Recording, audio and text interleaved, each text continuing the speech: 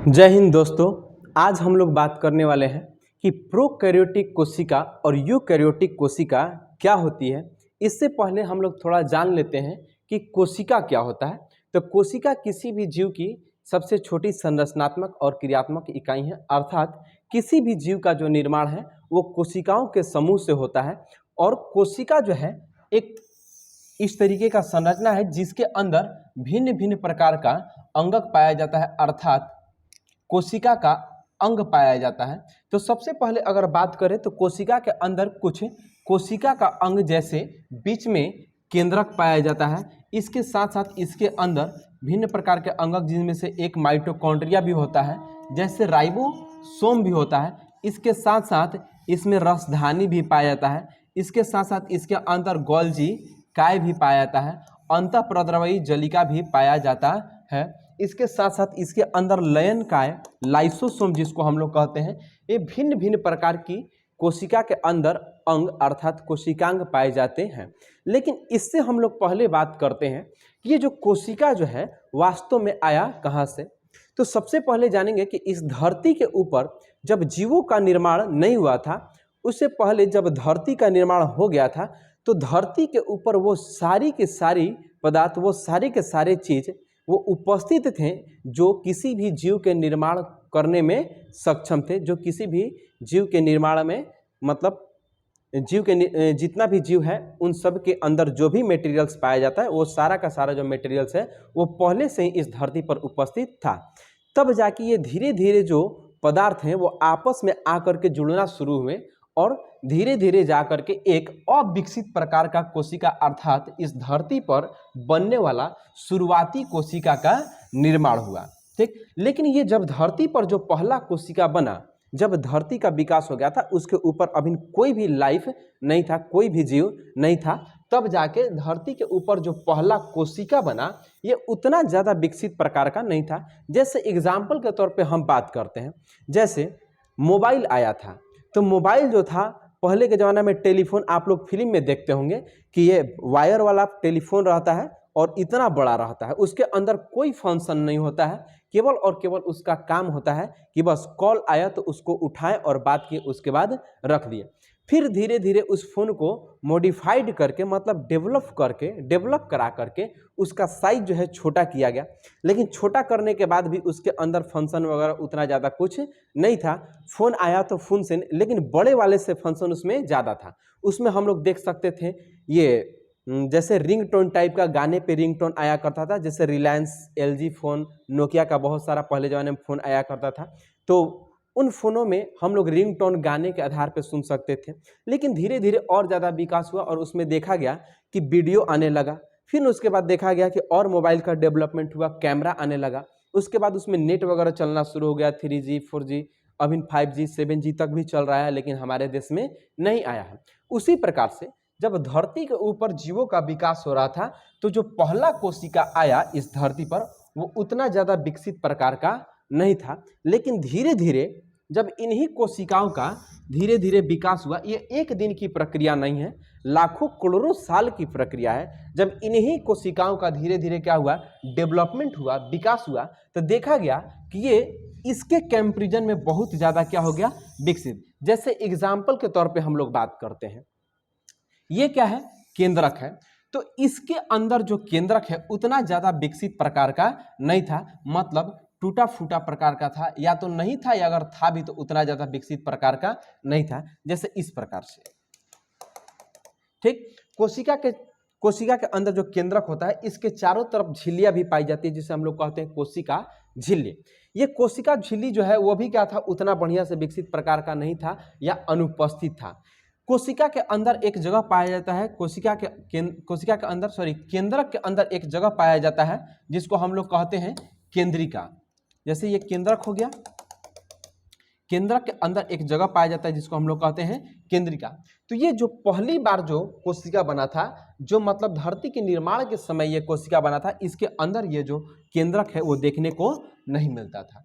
इसके साथ साथ जैसे इसके अंदर माइटोकॉन्ड्रिया देखने को मिलता है। तो ये माइटोकॉन्ड्रिया जो होता है वो दोहरी झिल्ली से घिरा होता है, एक झिल्ली से नहीं बल्कि दोहरी झिल्ली से घिरा होता है। लेकिन ये जो कोशिका है धरती के निर्माण के समय ही मतलब प्राथमिक अवस्था में ही इस कोशिका का विकास हुआ था, इसलिए उतना ज़्यादा ये विकसित प्रकार का कोशिका नहीं था। तो ये जो माइटोकॉन्ड्रिया है ये दोहरी झिल्ली से घिरा हुआ नहीं हुआ करता था, अर्थात ये दोहरी झिल्ली इसके पास नहीं पाई जाती थी। इसके साथ साथ कोशिका के अंदर लवक भी पाए जाते हैं, जैसे क्लोरोप्लास्ट वगैरह ये सब होते हैं, ये भी जो होते हैं दोहरी झिल्ली से घिरे होते हैं इस प्रकार से। लेकिन ये धरती के निर्माण के समय जो ये कोशिका है उतना मतलब विकसित नहीं था, इसलिए इसके अंदर जो भी कोशिकांग है वो दोहरी झिल्ली से घिरा हुआ नहीं था। इसके साथ साथ इसके अंदर जितना भी मतलब कोशिकांग था वो उतना ज़्यादा डेवलप नहीं था, ठीक है ना, मतलब प्रिमिटिव टाइप का था, उतना ज़्यादा विकसित नहीं था, अपूर्ण प्रकार का विकसित था। इसी अपूर्ण प्रकार के कोशिका को हम लोग कहते हैं प्रोकैरियोटिक कोशिका।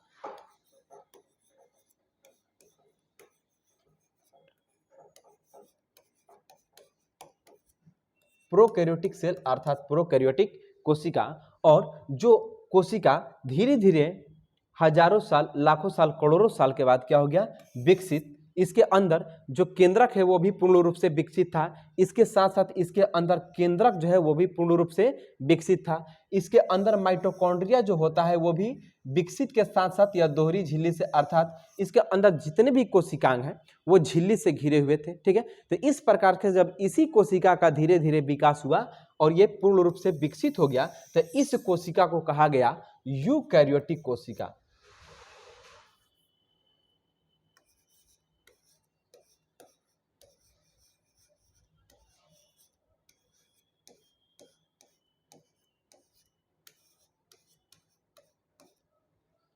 आप लोग समझ चुके होंगे कि जो प्रोकैरियोटिक कोशिका है अर्थात उतना ज़्यादा विकसित कोशिका नहीं है, और यही कोशिका जब धीरे धीरे लाखों हजारों साल, करोड़ों साल के बाद यह क्या हो गया, विकसित हो गया, तो इसी कोशिका को हम लोग कहते हैं यूकैरियोटिक कोशिका। अब हम लोग देखते हैं कि आखिर में प्रोकैरियोटिक कोशिका और यूकैरियोटिक कोशिका के अंदर कौन कौन सी महत्वपूर्ण भिन्नताएं हैं, कौन कौन सा इंपॉर्टेंट डिफरेंस है। तो आइए हम लोग देखते हैं इसको। चलिए तो देखते हैं प्रोकैरियोटिक कोशिका और यूकैरियोटिक कोशिका में अंतर। तो इधर प्रोकैरियोटिक कोशिका जो है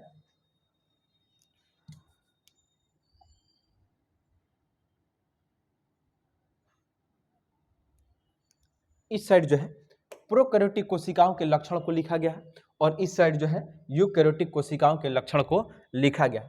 तो देखिए प्रोकैरियोटिक जो कोशिका होता है वो प्रारंभिक प्रकार का कोशिका होता है, अर्थात धरती के निर्माण के समय प्राथमिक अवस्था में बना हुआ था, इसलिए उतना ज़्यादा विकसित नहीं था। तो इसके अंदर कोशिका के अंदर जो केंद्रक पाया जाता है ये केंद्रक है, ठीक, ये उतना ज़्यादा विकसित प्रकार का नहीं था, ठीक है, मतलब इसके अंदर सुविकसित प्रकार का केंद्रक जो होता है वो अनुपस्थित होता है। और वही जब कोशिका धीरे धीरे विकसित कर गया अर्थात यूकैरियोटिक कोशिका, तो इसके अंदर जो केंद्रक होता है इसके अंदर अच्छी प्रकार से देखने को मिलता है, वो विकसित प्रकार का केंद्रक होता है।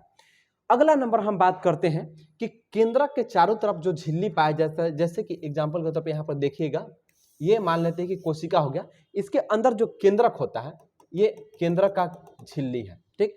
तो प्रोकैरियोटिक कोशिका के अंदर जो केंद्रक का झिल्ली होता है वो अनुपस्थित होता है या अपूर्ण रूप से विकसित होता है। लेकिन वही अगर बात करें यूकैरियोटिक कोशिका में तो देख सकते हैं कि यहाँ पर जो केंद्रक का जो झिल्ली है वो रेगुलर है, अर्थात कहीं भी मतलब इरेगुलर नहीं है, अर्थात अच्छी तरीके से विकसित है। इसके अंदर जो केंद्रक का झिल्ली होता है वो अच्छी तरीके से विकसित होता है और उपस्थित होता है।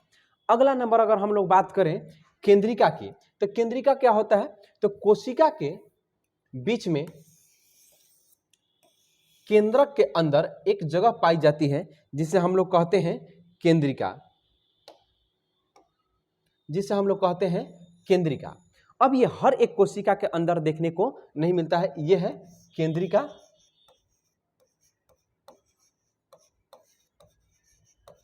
ये रहा कोशिका और ये है इसका केंद्रक, अर्थात केंद्रक के अंदर है केंद्रिका। तो जो ये केंद्रिका है वो हर एक कोशिका के अंदर नहीं देखी जाती, अर्थात जो प्रोकैरियोटिक जो प्रारंभिक अवस्था में जो कोशिका का विकास हुआ था इसके अंदर केंद्रिका देखने को नहीं मिलती है, अर्थात प्रोकैरियोटिक कोशिका में जो केंद्रिका होती है वो अनुपस्थित होती है। लेकिन जब यही प्रोकैरियोटिक कोशिका विकसित कर गया, यूकैरियोटिक कोशिका में बदल गया, तो इसके अंदर केंद्रिका जो है वो देखने को मिल गया, अर्थात इसके अंदर मतलब यूकैरियोटिक कोशिका के अंदर जो केंद्रिका होता है वो उपस्थित होता है। अगर वही बात करें आगे हिस्टोन प्रोटीन, अब ये हिस्टोन प्रोटीन क्या होता है, तो देखिए ये कोशिका है, ये कोशिका के अंदर केंद्रक है, और आप लोग को पता होना चाहिए कि कोशिका के केंद्रक के अंदर गुणसूत्र पाया जाता है। ये हो गया गुणसूत्र, ठीक। और ये किससे बना है, डीएनए वगैरह से मिलकर के बना है। तो डीएनए का जब आप लोग संरचना पढ़िएगा देखिएगा तो वहां पर देखिएगा कि डीएनए के पास एक प्रकार का प्रोटीन पाया जाता है जिसको हम लोग कहते हैं हिस्टोन प्रोटीन। जब डीएनए का संरचना पढ़िएगा तो वहां पर देखिएगा कि हिस्टोन प्रोटीन जो होता है वो 5 प्रकार का होता है, ठीक है। H1, H2A, H2B, H3 और H4। तो ये हिस्टोन प्रोटीन जो होता है वो इस क्रोमोसोम के पास नहीं पाया जाता है, लेकिन कौन सी कोशिका में, तो वह कोशिका जो धरती के निर्माण के समय प्राथमिक अवस्था में विकसित हुई थी, अर्थात प्रोकैरियोटिक कोशिका में यह हिस्टोन प्रोटीन देखने को नहीं मिलता है। यह हिस्टोन प्रोटीन उसी प्रकार से जैसे हमारे शरीर के ऊपर कपड़ा है, हमारे शरीर के ऊपर कपड़ा, अर्थात अगर डीएनए के पास हिस्टोन प्रोटीन नहीं होगा तो वो डीएनए क्या कहलाएगा, नेक्ड कहलाएगा, अर्थात नग्न कहलाएगा, ठीक। लेकिन यहाँ पर जो है यूकैरियोटिक कोशिका के अंदर डीएनए के ऊपर हिस्टोन प्रोटीन जो है वो पाया जाता है, इसलिए हिस्टोन प्रोटीन जो है प्रोकैरियोटिक के अंदर तो अनुपस्थित है, लेकिन वही अगर बात करें यूकैरियोटिक कोशिका जो विकसित प्रकार की कोशिका है इसके अंदर हिस्टोन प्रोटीन उपस्थित होता है। आगे हम लोग बात करते हैं कि वास्तव में ये जो प्रोकैरियोटिक कोशिका है इसके अंदर ये जो केंद्रक है इसके अंदर क्या होगा, डीएनए उपस्थित होगा। तो डीएनए जो होगा इसका आकार कैसा होगा, तो प्रोकैरियोटिक कोशिका के अंदर जो डीएनए का आकार होता है, ठीक, ये डबल स्टैंडर्ड होता है, अर्थात ये एक कुंडली हो गई डीएनए की और ये वाला जो है दूसरा कुंडली हो गया, अर्थात डबल स्टैंड हो गया। ये सिंगल स्टैंड, ये एक स्टैंड हो गया और ये वाला एक स्टैंड हो गया। इस प्रकार से डबल स्टैंडर्ड जो है डीएनए देखने को मिलता है प्रोकैरियोटिक के अंदर, लेकिन इसका जो शेप होता है वो लीनियर अर्थात रेखीय नहीं होता है, सीधा नहीं होता है। सीधा ना हो करके इसका जो शेप होता है वो गोल होता है। इस तरीके से कुछ देखिएगा,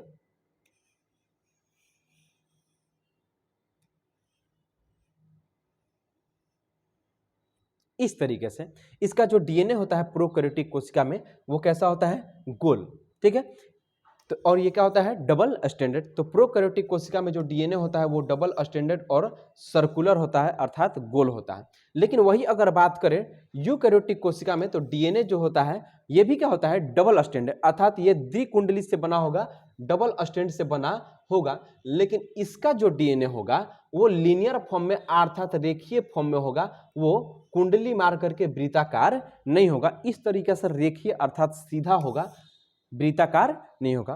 तो डीएनए जो है प्रोकैरियोटिक के अंदर डबल स्टैंडर्ड होता है, द्विकुंडलित होता है। यूकैरियोटिक के अंदर भी डबल स्टैंडर्ड होता है, लेकिन प्रोकैरियोटिक के अंदर यह गोल होता है, वृत्ताकार होता है। लेकिन वही अगर बात करें यूकैरियोटिक के अंदर तो ये होता है लीनियर। ये वाला होना चाहिए था यहाँ पर लीनियर, लेकिन इधर आ गया है, ठीक ना। तो यूकैरियोटिक में जो डीएनए होता है वो होता है लीनियर अर्थात रेखीय होता है, इस तरीका से। अगला नंबर अगर हम बात करें तो कोशिका के अंदर जितने भी कोशिकांग पाए जाते हैं वो सब झिल्ली से घिरे होते हैं, राइबोसोम को छोड़ करके। ये मान लेते हैं कोशिका है, तो कोशिका के अंदर जैसे कि ये क्या है, केंद्रक है, तो केंद्रक भी क्या होता है, झिल्ली से घिरा होता है, दोहरी झिल्ली से घिरा होता है। माइटोकॉन्ड्रिया भी जो होता है वो भी दोहरी झिल्ली से घिरा होता है। लवक होता है वो भी जो होता है वो दोहरी झिल्ली से घिरा होता है। इसके साथ साथ और भी जो कोशिकांग होते हैं जैसे अंतःप्रदैवी जलिका, गोल्जिकाय, लयनकाय, ये सब जो होते हैं वो भी क्या होते हैं, झिल्ली से घिरे होते हैं। लेकिन प्रोकैरियोटिक कोशिका की अगर बात करें तो प्रोकैरियोटिक कोशिका में ये जितने भी अंगक हैं इसके पास किसी भी प्रकार का कोई झिल्ली देखने को नहीं मिलता है, अर्थात ये जो होते हैं ये क्या होते हैं, झिल्ली से घिरे हुए नहीं होते हैं। जैसे इस प्रकार से होगा, ये माइटोकॉन्ड्रिया है तो ये झिल्ली से घिरा हुआ नहीं रहेगा, ये लवक है तो ये भी झिल्ली से घिरा हुआ नहीं होगा। तो प्रोकैरियोटिक के अंदर जो कोशिका के अंग अर्थात कोशिकांग पाए जाते हैं वो झिल्ली युक्त नहीं रहते हैं, अर्थात झिल्ली युक्त कोशिकांग जो है वो प्रोकैरियोटिक के अंदर एब्सेंट होता है, उपस्थित होता है। लेकिन वही अगर बात करें हम यूकैरियोटिक कोशिका की, तो यूकैरियोटिक कोशिका के अंदर जितने भी कोशिकांग पाए जाते हैं वो झिल्ली से घिरे हुए रहते हैं। जैसे ये जो होता है केंद्रक दोहरी झिल्ली से घिरा होता है, माइटोकॉन्ड्रिया जो होता है वो भी दोहरी झिल्ली से घिरा होता है, ये लवक जो होता है ये भी दोहरी झिल्ली से घिरा होता है। तो यूकैरियोटिक के अंदर पाए जाने वाले, यूकैरियोटिक कोशिका के अंदर पाए जाने वाले जितने भी सेल ऑर्गेनल्स अर्थात कोशिकांग हैं वो झिल्ली युक्त होते हैं, अर्थात इसमें झिल्ली पाया जाता है। ये कोशिकांग झिल्ली से घिरे हुए रहते हैं। चलिए आगे देखते हैं। देखिएगा,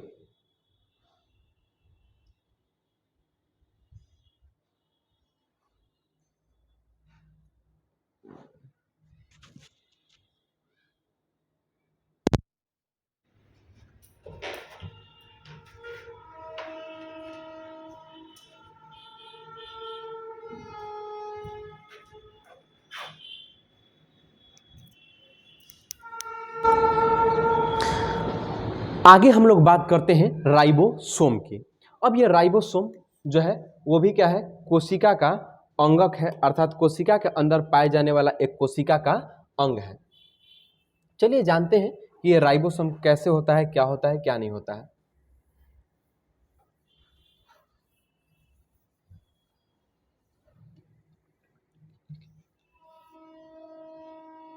तो देखिए, प्रोकैरियोटिक कोशिका के अंदर जो राइबोसोम होता है, ये राइबोसोम है क्या, तो कोशिका के अंदर पाए जाने वाला एक छोटा छोटा कणनुमा सबसे छोटा छोटा अंग है। कोशिका का जो सबसे छोटा अंग है वो राइबोसोम है, अर्थात कोशिका के अंदर छोटा छोटा कणनुमा पाए जाने वाला संरचना कोशिका का अंग जो है उसको हम लोग कहते हैं राइबोसोम।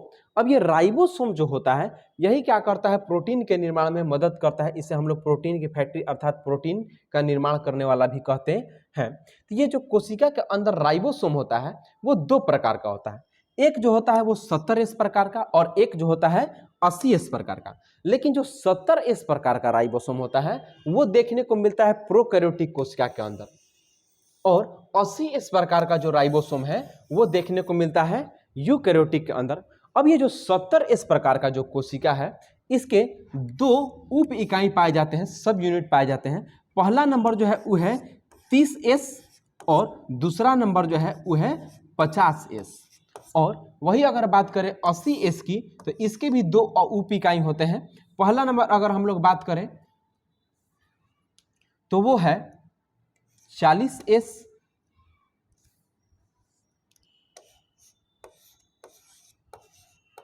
और दूसरा इसका उप इकाई का बात करें तो वो है 60S।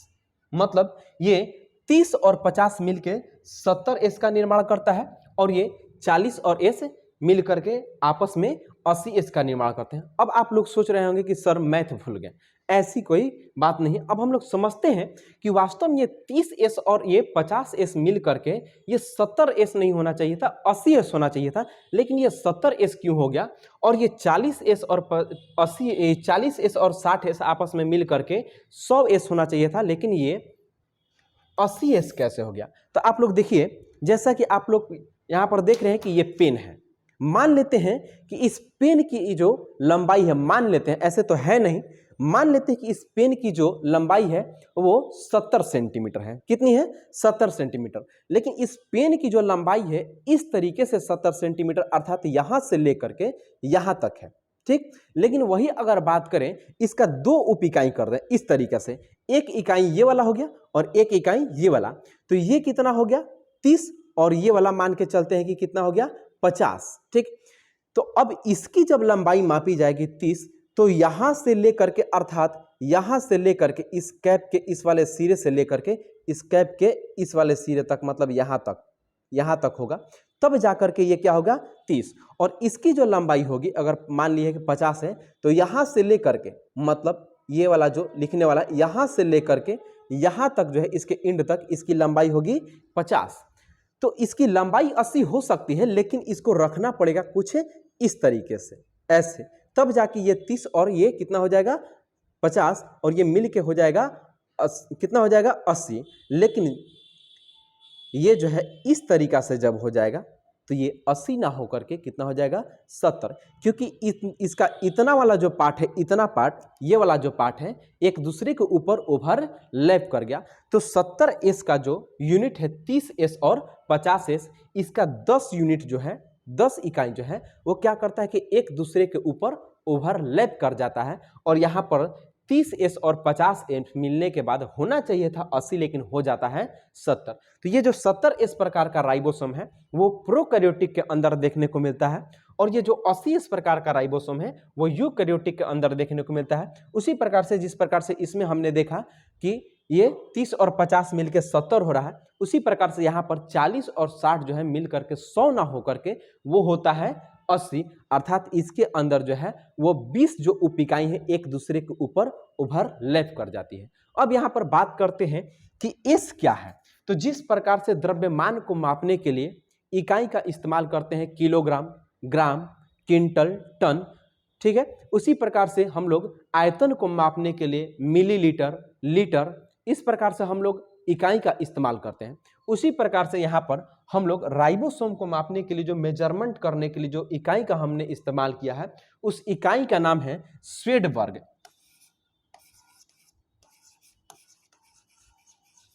स्वेडबर्ग, और इसी को हम लोग शॉर्ट में लिखते हैं, यहाँ पर अंकित करते हैं, सूचित करते हैं एस से, ठीक। तो यहाँ पर हम लोग लिखते हैं एस, ठीक है, मतलब ये जो राइबोसोम है वो स्वेडबर्ग इकाई से इसको सूचित किए हैं, और इसको शॉर्ट में हमने लिखा है 70s, मतलब 70 इस प्रकार का यहाँ पर एस हमने यूनिट लगाया है, ठीक।